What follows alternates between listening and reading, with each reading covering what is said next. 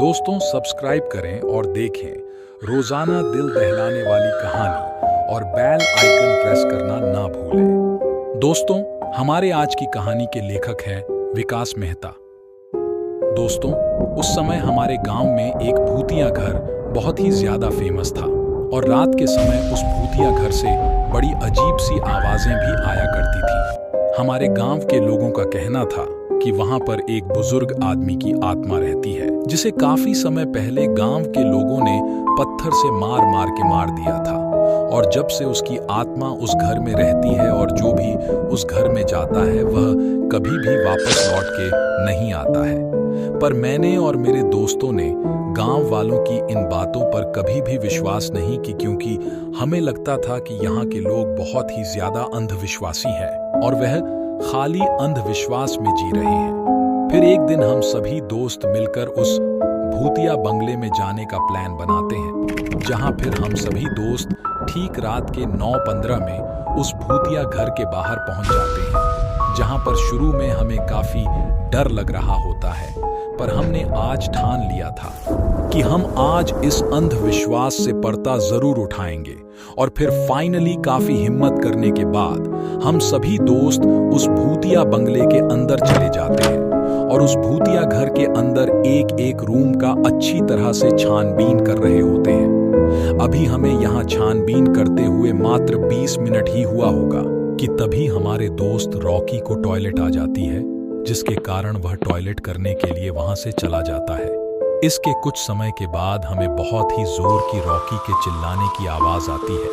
जिसे सुनकर मैं और रोहन बहुत ही ज्यादा डर जाते हैं और भागते हुए रॉकी के पास जाते हैं, जहां पर हम रॉकी को जमीन के नीचे बेहोश पाते हैं, जहां पर हम उसके शरीर में कई सारे जख्म के निशान देखते हैं, जैसे कि मानो किसी ने उसके ऊपर बहुत ही जोरदार हमला किया हो।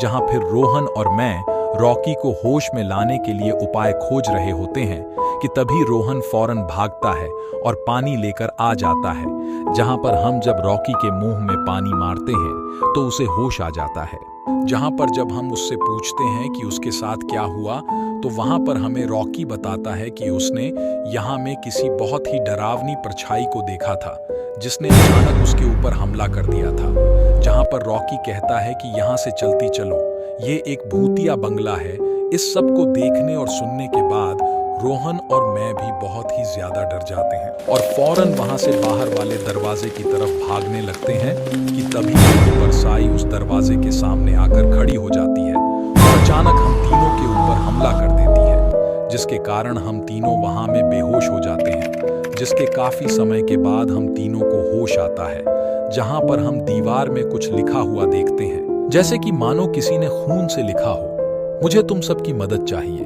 मैं इस घर का मालिक हूँ। मुझे गांव के लोगों ने काफी समय पहले पत्थर से मार मार के मार दिया था और मुझे मेरे ही घर के अंदर दफना दिया था। अभी तक मेरे शरीर का अंतिम संस्कार नहीं हो पाया, जिसके कारण मुझे मुक्ति नहीं मिल पाई, जिसके कारण मैं इस घर में एक आत्मा बन के काफी समय से भटक रहा हूँ। कृपया करके तुम सभी मेरी मदद करो। इस घटना के बाद हम तीनों सबसे पहले गांव वापस जाते हैं और अपने साथ हुई यह सारी घटना को गांव वालों को बताते हैं। इसके बाद गांव वाले बड़ी हिम्मत करके उस भूतिया घर में जाते हैं और वहां पर उस आदमी के शरीर को जमीन से निकालकर उसका अंतिम संस्कार कर देते हैं, जिसके बाद उस आदमी के आत्मा को